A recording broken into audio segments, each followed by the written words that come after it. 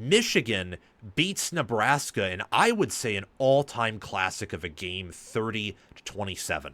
Very back and forth. Michigan for 60 minutes either was tied with Nebraska or leading the Huskers, at times by double digits.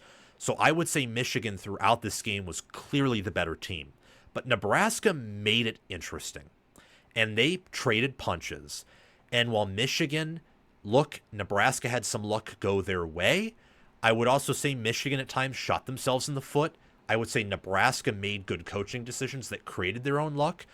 Before we resume this segment, some great and free ways to support this channel are liking the video, watching it all the way through, commenting your thoughts down below. I'd love to hear your analysis, sharing the video, subscribing to the channel, and also hitting the notification bell. That way you can get notified when we go live or release new content. And don't just hit the notification bell for the channel. That's very helpful. But what's also helpful and free and useful to you, if you are a diehard fan of a specific team and want to get notifications whenever I make content about a specific team, not just my content in general, well, we have playlists for every Power 4 college football team, so the notification bell on any of those playlists you are interested in. If you want to support the channel financially, there are ways to do so in the description, and you can sign up as a paid member. Like Rhule going for the Hail Mary, calling that timeout before halftime, and making that attempt instead of just going into half. Good effort. You don't lose anything from trying that Hail Mary. Michigan should have called the timeout early to make Nebraska punt. Maybe you get a block. Regardless, you probably don't muff it with Samaj, and even if you do, Nebraska probably just gets a field goal out of it. And, I mean, even then, you could have just not put him back there if you're worried about him muffing it and let Nebraska settle it. Then you run it up the middle. It's not like they're going to get a safety on you. They couldn't get negative runs on you. And, yeah, just... it was so good, and that Hail Mary portion was just a part of how good this game was. That was an instance, for example, where Nebraska outcoached Michigan. Another instance where Michigan outcoached Nebraska was the Bryce Underwood run, the 44-yard run for a touchdown where Nebraska was in man. They motion Haynes to the right of Underwood, bringing a man out of the box, and he runs, and he was more athletic than anyone on Nebraska's defense. That was something that really stuck out to me, is early in the game, especially first quarter and second quarter, so the entire first half, I think Nebraska was out-coaching Michigan. They were coaching circles around them. But Michigan's athletes were so much better. I mean, Dylan Raiola's good. He's a great QB. Bryce Underwood outplayed him, and the QBR will tell you that. But as of right now, I'd say he's probably still a better quarterback, from a passing angle especially. But Underwood's more talented than he is. Underwood has more to work with. Has the same arm, same velocity. I would argue Underwood already has better pocket awareness in the sense that he doesn't hold on to the ball as long as Raiola does. He doesn't have that problem. And he has legs, and his legs are phenomenal. So the longer the year goes on, I said this in the preview video that maybe after the game, we'd be talking about Underwood being the better quarterback than Raiola, and there was a good chance he'd outplay Raiola in this game. I think I was right on both counts there. Right in the sense that some people will be talking about Underwood is better than Raiola. I personally don't think he is right now, but I think at the end of the year, I think by November, he will be. And then Justice Haynes and Jordan Marshall. I mean, Jordan Marshall's been struggling so far at Michigan, and he was more athletic than anyone Nebraska had on their defense. It was jarring watching Michigan, who couldn't do anything offensively, get big play after big play after big play. And even their receivers. Michigan's receivers gained some separation in Nebraska's defensive backs. They just had bricks for hands. They had hamburger helper mitts for gloves instead of actual quality gloves and making quality catches. Michigan's receivers, as much as I think they're not great or even good and their coaching is questionable, one thing that they are well coached on is downfield blocking. They have very much improved there. This was just a matchup where Michigan's talent kept them in the game early. In fact, it helped them dominate early, and then Michigan made the better second half adjustments to ultimately put this thing away. Raiola was dealing and I mean dealing in that second quarter. He didn't do anything until that final drive where Wink Martindale, for whatever reason, and Michigan's done this with this style of defense before. They get up to a double-digit lead late in the game, and whether it's Minter or McDonald, and especially Martindale, they kind of just play very conservatively, play a prevent defense. I don't know why they do it. I think part of it's because they are accustomed to getting pressure with just 4. But Nebraska parlayed that into a score, made it interesting a little bit towards the end there. Michigan ultimately just closed it out on the ground. They owned Nebraska in the trenches. You're not going to win when you give up 7 sacks and you only get 1.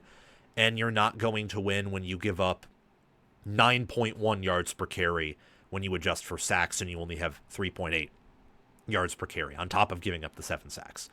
This was much like Indiana, Illinois in the trench sense. Much like that game where, Indiana, when you look at the sacks and factor that in with the rushing yards instead of taking it out, which we like to do here in college football with Sam. But Indiana had 310 more rushing yards than Illinois did. They averaged 6.3 more yards per carry than Illinois did on the ground, and they had 3 more rushing touchdowns and held Illinois to 0. For Michigan, Nebraska, all 3 of their touchdowns came through the air. Nebraska had 43 yards rushing when you count the sacks with that for 1.4 yards per carry. Michigan had 290 yards rushing for 9.4 yards per carry and 3 touchdowns. Very similar to Indiana, Illinois in the trench sense. The difference is Indiana is a complete team with an elite coaching staff. So they also dominated Illinois through the air and special teams. There was nothing Illinois could do to win this game.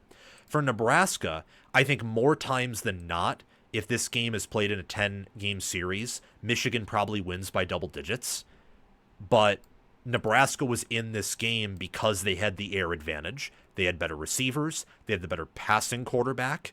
They did a better job in the trenches against Michigan than Illinois did against than Illinois did against Indiana. And they have more of an equal coaching edge than Illinois, Indiana did. This is a nice win for Michigan. Is it the most impressive one in the world? No. But is it a nice one? Yeah. A lot of people I trust thought that Michigan was going to lose to Oklahoma, Nebraska, and USC, and the Ohio State game would decide whether they're 9-3 and maybe an Indy at 7-2, or the playoffs at 9-3, and it would decide whether the season was a success or failure. Now that you've beaten Nebraska on the road, there's a path to 10-2. There's even a path to 11-1, and this was the best game Michigan played all season long. This was the best second half coaching job I've seen from Michigan in the Sharon Moore era. We'll see if that's because of Biff Poggi or if the staff is that better. I do think the staff overall is better than last year's because of Chip Lindsey, by the way, and Biff Poggi as well. But we'll see how Moore manages things when he's back on the sideline and can be with the team for the week. But I thought that Michigan made good second half adjustments. They outcoached Nebraska and kind of worked them in that second half, if I'm being honest. They still have discipline issues, whether it's in coverage or the penalties, and that kept Nebraska in the second half, if I'm being honest. Again, as I mentioned, more often than not, I think Michigan wins this game by double digits, but I think Nebraska's a good team. Nebraska would win some games in a 10-game series here based on how this matchup was played. Nebraska controlled the clock. So this is kind of a fake good stat. If you told me Nebraska had 33 minutes and 17 seconds of possession and 72 plays while Michigan had 56, if you told me that pregame, I would have told you Nebraska wins. But it was fake. And a big part of the reason why Michigan didn't control the clock more was they didn't have a ton of sustainable drives, but also they just had so many big plays that they got off the field very quickly. When it mattered, they went on that long 16-play, 77-yard, 8 minutes 46-second drive. That was Michigan football with a little bit of finesse sprinkled in. And that is what, if you're a Michigan fan and coach, you need to see out of the team moving forward. Because that type of drive, you will beat a lot of teams with that type of drive, especially as Underwood continues to get better.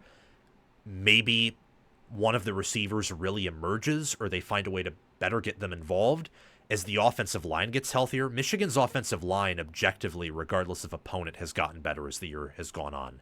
And Oklahoma, with how good their defensive line looked, I don't think Michigan's O-line is bad. I just think it's not an elite unit, and Oklahoma's defensive line and game plan in that matchup was elite. So it's just a bad matchup for a good Michigan O-line that was overmatched and didn't have good coaching. Michigan's wide receivers and their passing offense is still an issue, but they got over 105 yards. Underwood had some beautiful throws. His receivers dropped a lot of balls. And how much can you correct in that? I don't know. Probably not much. But I imagine with how good McCulley looked at times, he had that reception that was called an incomplete. It was called incomplete on the field. So, look, it couldn't have been overturned objectively. I thought that was a catch, and just the toe was just barely not touching, but from an angle it looked like it touched. He's Michigan's best wide receiver, clearly, and the tight ends are also good receivers. So Michigan's passing offense, along with the fact that Nebraska's secondary was making some great tackles and hard hits, I think their passing offense is better than the numbers suggested. It's not good, no, but it's better than 4.6 yards per attempt. And again, when you're 4 of 12 on third down, a lot of that's due to drops. That's not on your quarterback. That's on your receivers. Underwood had a phenomenal game. Late in that fourth quarter, he made several checks at the line of scrimmage where he changed the play, relayed to the staff, and that drive right there, I think, was responsible for 2 of Michigan's third down conversions. Actually, 3 of them. I think they got 3 of their 4 third down conversions on that last drive. That was a clutch drive by Michigan. For Nebraska, my takeaway is that they're fine. This game doesn't change anything I think about them, with one exception. I thought they do a good job pass blocking Michigan because Michigan couldn't get pressure on OU. Well, it turns out that I think, Michigan's improved on the D-line. They've moved Barham to edge. They've changed things schematically and made adjustments, which is what a good staff does. I actually think that Michigan's worst staffer at this point is probably Sherrone Moore himself, or maybe the wide receivers coach. I actually think Michigan has a not great staff, certainly not elite, but I think they have a good staff. And I think that this game reflected that they have good assistants and coordinators overall. Is it great? Is it elite? No, but it's not bad. I think most of the bad comes from Sherrone Moore and the receiver coach, and we'll see if that gets fixed. We'll see. Maybe I'm overvaluing it a little bit, but this Nebraska team by analytics and by film, I think, is better than last year's team. It's certainly better suited to win close games with improved special teams, which you saw in that game, and I would also say improved quarterback play. So they're more fundamentally sound, and they have a much better offense. And defensively, yes, they're not as suited for Big Ten play as they were last year, but last year's defensive line was much better than this year's. Don't forget the UCLA game. Don't forget the Indiana game. It's not like they had Mason Graham and Kenneth Grant. They lost some serious talent, but it's not like they're never going to have Nush Hutmacher or Ty Robinson again. They'll get those players eventually as Rhule continues to recruit and develop his program. I think Nebraska's just fine. I think that Michigan was always a bad matchup for them, and that played out here. I mean, Michigan shot themselves in the foot so many times that I was raging at my TV. And it wasn't just from, all of you know I'm a Michigan fan, but I'm pretty objective about it. I called this game pretty well. I've called other games pretty well. I think I do a pretty good job of totally, if not mostly, removing my fandom from these videos and shows. Even as an objective analyst, like the objective part of me wanted to throw something at my TV. How unsound Michigan is in certain instances is bonkers. Now, Nebraska made some mistakes too, but I think mistakes that are going to be, they're mistakes that have more to do with their roster and mistakes that aren't as fixable as Michigan's are. Penalties, for example. Penalties, I think, is something that you can fix more easily than horrid pass blocking and allowing 7 sacks, for example. I think more often than not, Michigan wins this game by more. And that was despite Nebraska coming out and really dominating that first quarter, having those 2 early drives. But Michigan was able to take advantage of Raiola having some shaky throws early, and Nebraska missed a field goal. Nebraska had a 4th and 2 that I thought could have been called better. I thought the shovel pass creative, but I think with how they were running that early, and when you have Emmett Johnson, I think that you just bring in an extra offensive lineman while Michigan's still trying to figure crap out, and you run it up the middle there. And I think you would have gotten it. Again, I'm not the OC, so I'm not going to criticize that. I'm just going to say I think. Not I know. Not that it was a bad play call. I think that if that were handled differently, the game outcome could have been different, for example. But credit to Michigan's defense as well for stopping that and reading it. For Michigan, the question is, will they continue to improve? If they do, then this is a team that can make it to Indy and make a run in the playoffs. Now, will they win it all? I don't think so with those receivers. At that point, you are 2024 Penn State, except you don't have Abdul Carter on defense, your secondary is worse, and your offensive line is worse. That's what Michigan is right now. Michigan right now is kind of a Walmart 2024 Penn State. You have a good staff. That Penn State team had a great near-elite staff. You have bad wide receivers. They did too. You have good tight ends. They had an elite tight end with good ones backing him up. Underwood at this point, honestly, probably similar to Aller last year, probably worse as a passer, better as a runner.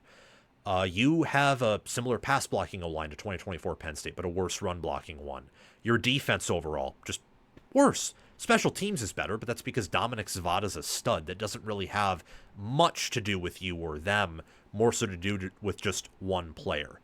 And Michigan can win, and they can beat Ohio State, they can beat USC, they can even win out with a 2024 Walmart Penn State type play. But that won't win you a title, and it probably won't win you the Big Ten championship game if you get there. Underwood is great. He made excellent reads, good checks. With the exception of one pass, he never really threw it into double coverage. He took care of the football well outside of that one fumble. It's a freshman mistake. He'll learn from it. Had a 72.3 QBR with 166 total yards and a touchdown. I think Michigan still has good lines of scrimmage. I just believe Oklahoma, their offensive line isn't awesome, but it's better than it was last year, and Mateer really helps them in pass protection because he's elusive, he's a vet, and he has legs. Michigan's defensive line, I don't know what happened exactly against Oklahoma. I think part of it, again, was Mateer. I still think it's good. I still think it's a better run stoppage unit than a pass rushing unit. But I do think that with Barham there on the defensive line, they are a much better pass rush unit than they were to start the year. This is a D-line that is among the nation's best. And that is why, again, I say Nebraska is fine. You are not going to play a defensive line like this until Penn State. And I said in the preseason, Penn State would destroy you. Like Ohio State destroyed Indiana, like Indiana destroyed Illinois. That's what Penn State would do to you. So they do to you now, that's what they were always going to do to you. That was always going to be a game where you just go out there and you compete, and if you somehow are in the game, then you try to win.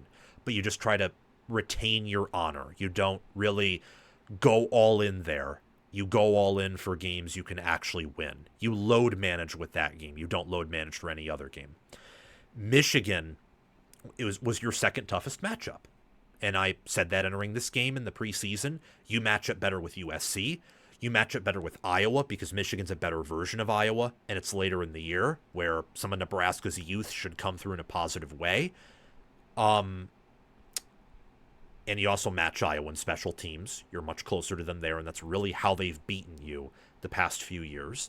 You match up better with Minnesota than you do Michigan. You match up better with Michigan State than you do Michigan. Not saying you're going to go 10-2, which is what I predicted at the end of the preseason, but I think 8-4, 9-3 is very likely, and you can go 10-2. You're not going to go 11-1 because you're not beating Penn State, but 10-2 Nebraska with Clemson leaving that extra slot open due to their failure means you can get in the playoffs at 10-2. So there's still a lot for Nebraska to fight for, to earn on the field, and Raiola's ready. I mean, he played well. He had a 64.7 QBR, which isn't awesome, and he held onto the ball sometimes for too long. But Michigan's secondary was either good in coverage or bad. They were Jekyll and Hyde in coverage, not much in between. And he didn't have a ton of time to throw all the time. And look, Wink Martindale's a good defensive coordinator. Michigan is a great defense. They have a lot of talent there. Michigan's D-line is bigger, stronger, faster than Nebraska's. I mean, Michigan always had a trench advantage entering this. So while the 7 sacks given up is very disappointing, I don't think you're going to give up that many sacks and TFLs to anyone else on the schedule except for Jim Knowles and Penn State and maybe Iowa. Maybe USC, but I think you could ground and pound more against USC than those other two defenses and play off of that with Raiola. Raiola he's a future NFL quarterback. He made some throws, he made some reads, he processed some plays like that. So he's ready. Nebraska, again, is fine. Their lines of scrimmage have issues, but we identified that after Cincinnati, that their D-line was small. It's a bad D-line by Big Ten standards. The O-line shocked me a bit, but I also wasn't impressed with them in run blocking through 3 games, so I wasn't shocked that they struggled to run the ball either. Nebraska, honestly, they're maybe a little bit worse or just as good as I thought they were. Straight up. And I think there's a chance they could even be a little bit better than I thought. They're probably just the same, where I'm taking some steps back on the O-line and my thoughts on that, but I view Raiola as probably more clutch and better than I would have, because I thought he'd have a similar game to this, or maybe even a little bit worse in terms of the final numbers, but that he would have much more time to throw. He made plays despite not having a run game and really not being able to rely on his O-line to protect him. Both could be college football playoff teams because they both could finish 10-2 realistically. Michigan realistically could go 11-1. So my takeaways from this game are that these are both good teams. Michigan's just a great team, and that is why they won on top of the matchup advantages they had. I think that Matt Rhule this year is going to get a win against a ranked opponent, and if he doesn't, it'll be against an opponent that's rated inside the top 25 of power ratings. He's going to get his piece this year, and Nebraska is a better team than they were last year. Michigan's just a better team than they were last year and matched up well with Nebraska. That's why Michigan won by 3 and covered the 2.5-point spread. Thank you so much for watching this segment on College Football with Sam. Before we close out here, make sure to like the video, subscribe to the channel, share this video around, comment your thoughts and analysis down below so I can read them and reply to them if I have the time. Members get priority replies, but I try to reply to everyone. And also hit the notification bell for the channel and also for any team playlists you are interested in. If you want to support the channel financially, you can always super chat me in the comment section, but I prefer that you sign up as a paid member of the Patreon page or as a YouTube member, or that you can purchase some wonderful merchandise to represent us. I'll see you all soon and have a fantastic day.